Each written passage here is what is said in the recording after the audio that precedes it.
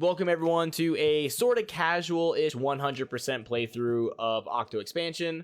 I have done a 100% speedrun before. I have done all the levels. I'm very familiar with all of them, but I haven't done it in a while. So this is sort of like a casual-ish derust, remember what the route is, get used to all the levels, do them with the other weapons kind of run.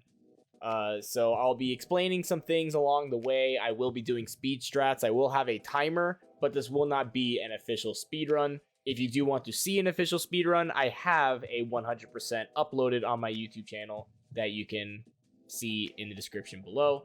But for now, we're just going to start with the casual playthrough in 3, 2, 1, go.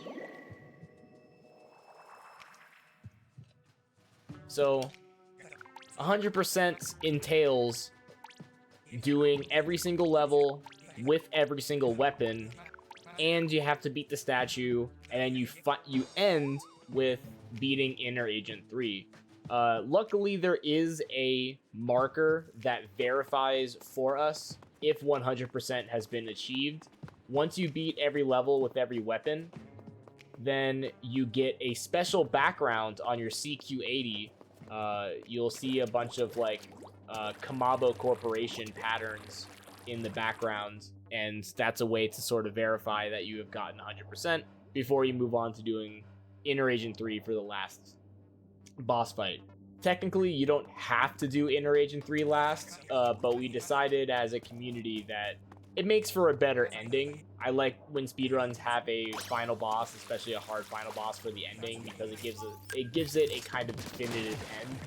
Because otherwise you would just kind of rush through the levels and do Inner Agent 3 as fast as you can, just in case you mess it up. But this way, it's like, hey, you know, you have to do all the levels, and then you have to beat Inner Agent 3, and it makes for a super hype run, even if it's a longer category. This category takes about 6 hours, a little bit under 6 hours.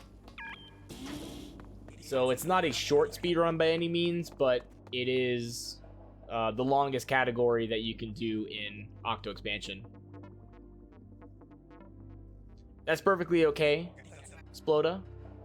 If you just want to have the stream on, I'll try not to be yelling as much. I think I've done a pretty good job keeping it under control, other than like some circumstances. But at least I'm at least a lot better than I was when I was really grinding this game in 2018.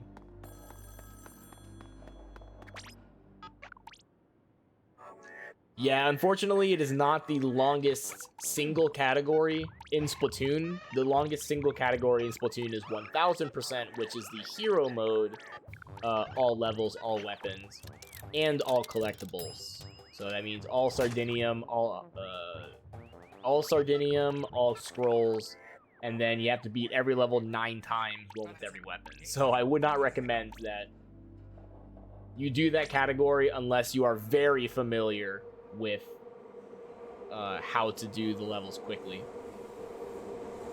Because remember, it would take a speedrunner like me about 12 hours to do that category of 1000%. And that's because I know the layout of the levels and know how to do them fast. It would probably take a casual player 16 to 20 hours. There is also a longer-ish category, if you want to call it a category. I would technically make it multi-game, because it's Splatoon 2 plus Splatoon 2 Octo Expansion. I guess that's kind of different, but not really. But that's 1100%, which is 1000% from the hero mode, and then as soon as you're done with that, you move into Octo Expansion and do 100%. So that takes about 20 hours.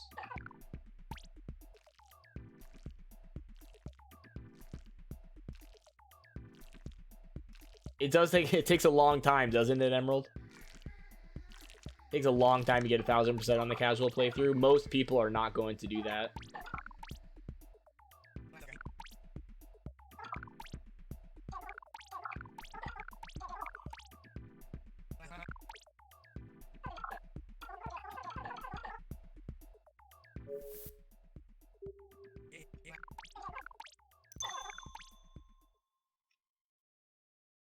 Only 3 weeks ago? Dude, the game's been out for 3 years. What took you so long?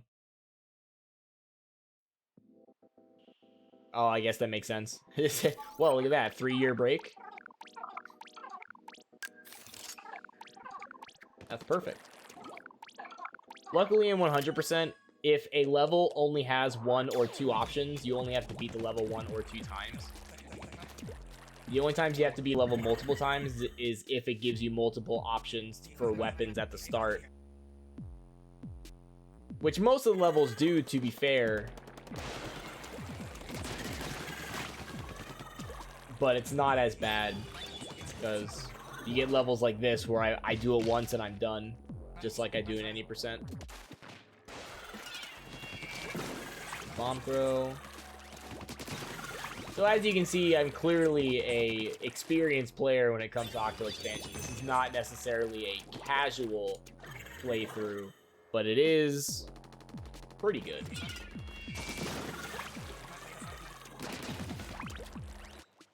My point is, I don't really want this to be like a speed run, because if it was a speed run, it would be all one video on YouTube, which is fine. I would like to have that on YouTube again to do another 100% run.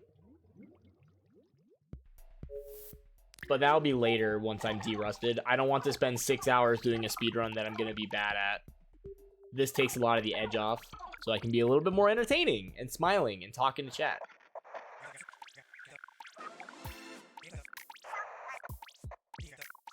Yeah, so I went to, last time I finished streaming, I found a random Splatoon streamer who was doing Salmon Run, and she was Australian, I think, and, you know, she asked the regular, like, hey, thank you for the host, you know, what were you doing?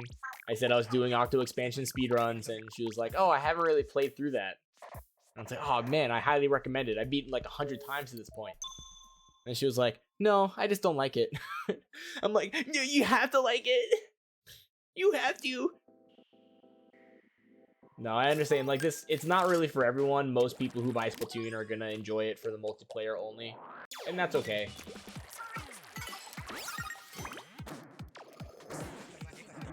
It's like saying... It's like if I speedran Call of Duty single player. And I was like, yeah, bro, you got to do the single player more in Call of Duty. Like, no, I don't want to. I'm going to wait for the cycle.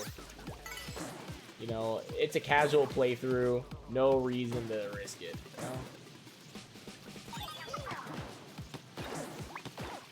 you know? Doing it nice and easy. Yeah, Octo Expansion's really good, but it's also really hard. And I think that most people who like Splatoon, I feel like, you know, if they're going to be putting time into something, they don't really want to do it in a single player mode that doesn't benefit them. They're going to do it playing online, because that's where the shmoney is. But I think it's underrated how much playing Octo Expansion makes you better at the game. Oh, it's going to hit me. It sucks. Please make it through this. Okay. Dude, go up. Okay. That was really slow. But that's okay. Nothing really matters in 100%. I'm just trying to beat the game, bro.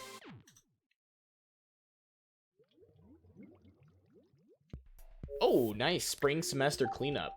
I have, like, I'm technically doing classes right now, or at least one class, because back when I was teaching, they required me to take courses to go towards my real degree, since I didn't really have an official teaching license.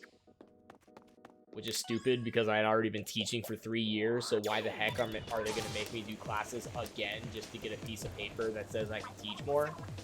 What's the point? Like, I was literally doing classes that I already took because I got a minor in education, but the minor just didn't count for anything, I guess. So they made me, like, take more classes for no reason. And now I'm just finishing up that class, and I'm going to be resigning. Unless I get back into teaching.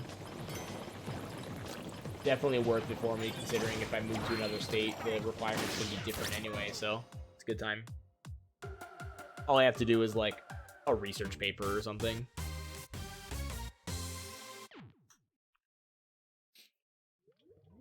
No, there's only one Interagent 3 fight in this run.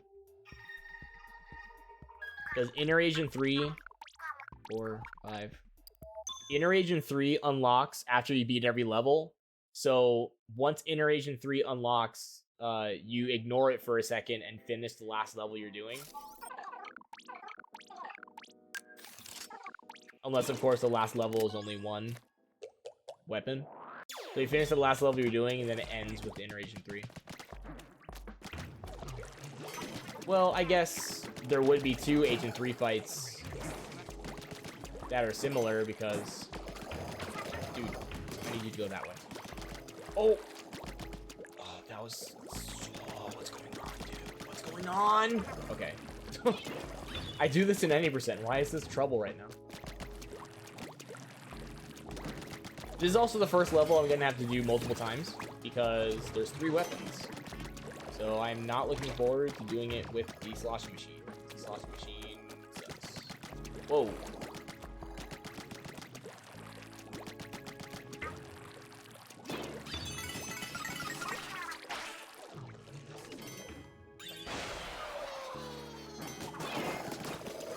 Do the funny IL strat. Oh. Save. Always make sure you keep your balls in your hands. I mean, wait, keep your balls where they should. I mean, keep your... Just do the level fast, man. I'm not necessarily gonna quit teaching forever. I could definitely go back to it when I'm in a better mental state. But for now, I was burnt out from it and wanted to try other things. Like, reimagine what making content is like and enjoying my hobbies.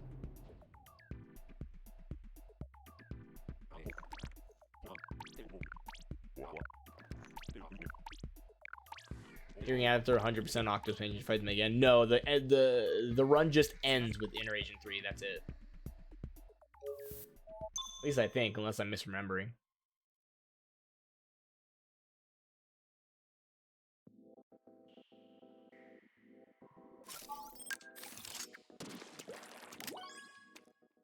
I think it would be a little unfair to blame it on students because, you know, they're teenagers. It's just how it is. But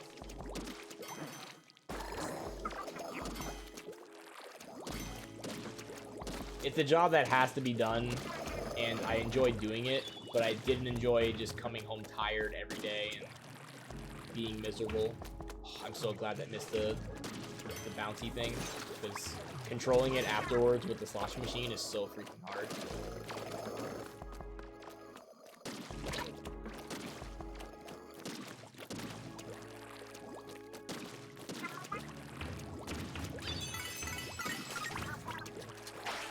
Okay, should be good. I do not have a burst bomb, so I think I just have to slosh it. Yeah, that works. Okay.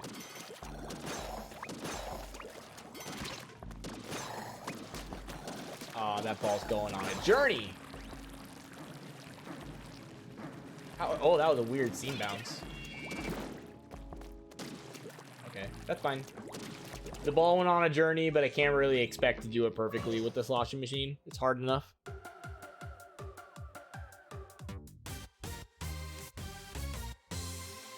Oh, I forgot I made separate splits for all 3 of the times I do the weapons. That was smart of me back in the day.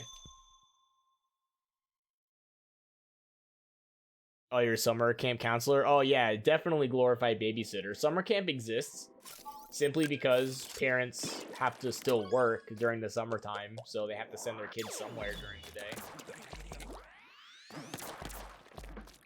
And unfortunately, that's pretty much what school is, constantly.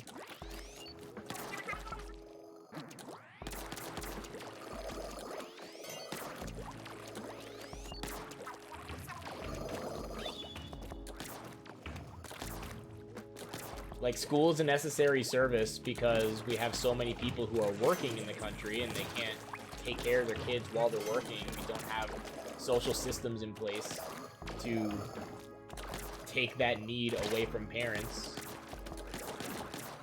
Except for, of course, the classic, hey, my grandparents are gonna watch the kid instead.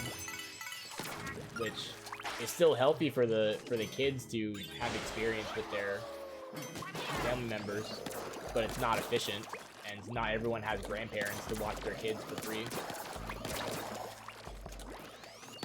If you're someone whose parents are dead and you're trying to raise kids, then you're just like, well, I either pay for daycare or I let my kids starve.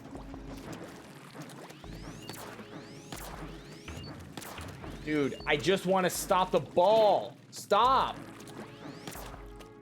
Stop. Oh my god. Go. Stop it. Ah! I can't do this. I can't do this. I can't do this. I can't do this. I can't do it. I can't do it. I can't do it. I can't do it. Jesus. That's why I don't do this level with the Squiffer. That was pain.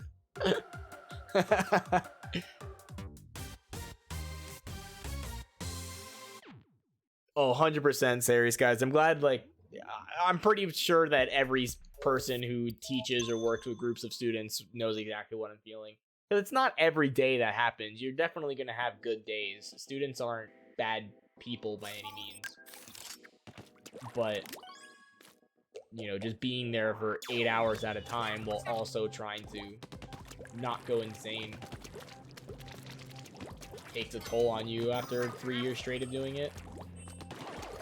I'm gonna be honest, like, there's a lot of teachers who say that the COVID times were, like, the hardest times to teach, and I completely disagree.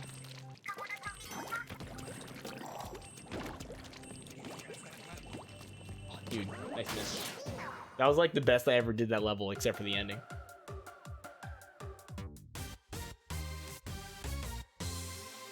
I think that COVID times was, like, actually some of the best times to teach, just because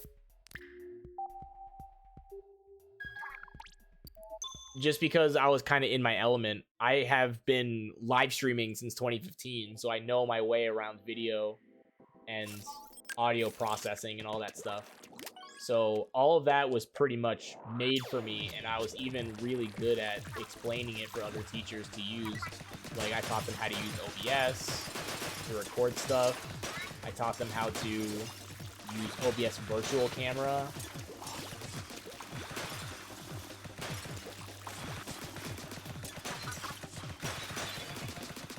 Did it? I taught them how to, like, you know, do certain features with Google Meet, which we were using. I taught them how to do a lot of stuff because I had all that experience. I was kind of known as the tech guy in my school. Anytime a teacher had a tech problem, be like, hey, how does this website work? Or, hey, why is my computer doing this thing? I can't hear my speakers. To be like, hey, Mr. Balones, how do you do this? And that's cool. That's cool to, you know, have that role as a teacher, and as well as know everything that's going on, and I don't have to show up to school, and I can kind of work from home, and the students were at least somewhat getting educational material, even if it wasn't super effective. It worked out somewhat. Oh, this is really tough. I missed. Okay, well, we are going to go round and round.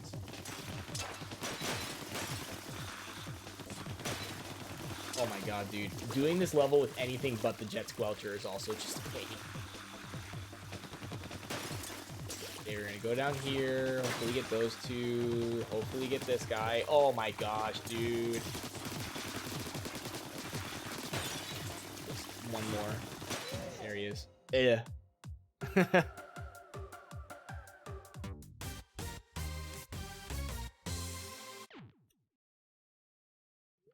Yeah, I mean, the best part about teaching is actually showing people what you know, and you kind of have those moments where they get it, and it feels really good.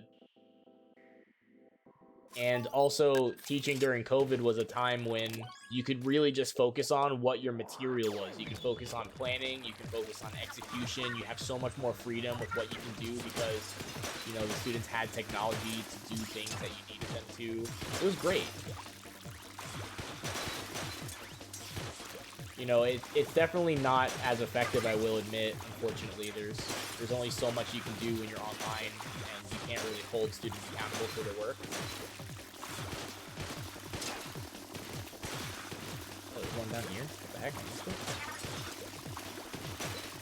Okay. That was actually better than the splatter shot. I hate doing that level with the slosher.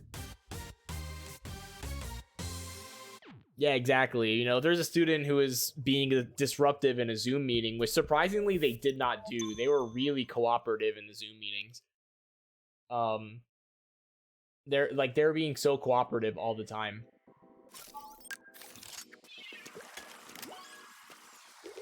So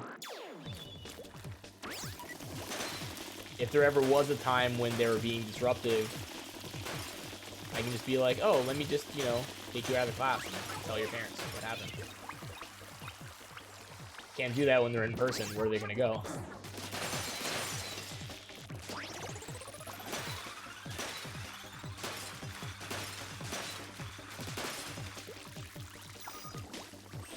Besides, of course, just suspending them, and we do that, and then they come back and nothing changed.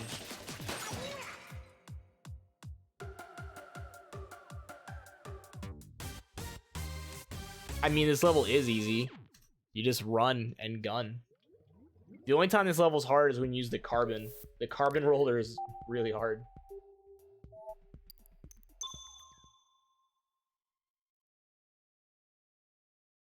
Yeah, exactly. You can kick them out of the classroom and then they just, well, I'm in the hallway now. So there's other kids who are also being bad in other classrooms who get kicked out in the hallway and they just hang out the whole time. It's so annoying. There's no winning. And then I try and be as empathetic as possible, and, you know, I give them the benefit of the doubt. They're like teenagers, and they lost an entire 2 years of going to school, so they need that social interaction. I get it. So I spend time explaining to them, hey, this is what's expected of you. Stop doing this, so that we can learn, because learning is good. And I must have said that literally every single day for, you know, 7 months straight. I literally have said the exact same things every single day for 7 months straight, and nothing worked. Literally nothing. Nothing worked.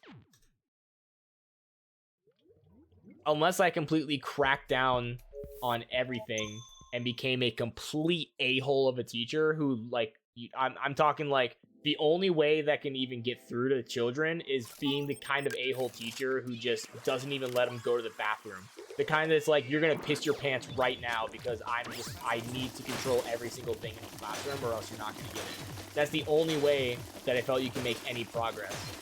And it's just so unfortunate because it's not who I am. I'm not the type of person to start out by disrespecting people in the name of just trying to control you in a certain way. I want to be in an environment where I can show kids empathy and show what real positive interactions are like. Am I dead? Oh, dude, I just barely missed it. How? How was I slow? Let's just try it again. No big deal.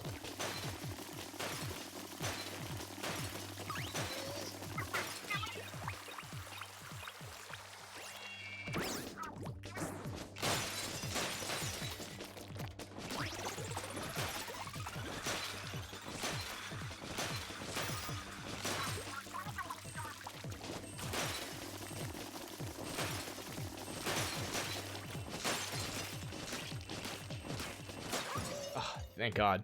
See, that's why this level's hard with the carbon roller. It's just, you barely have any time, and that was the fastest I could have done it.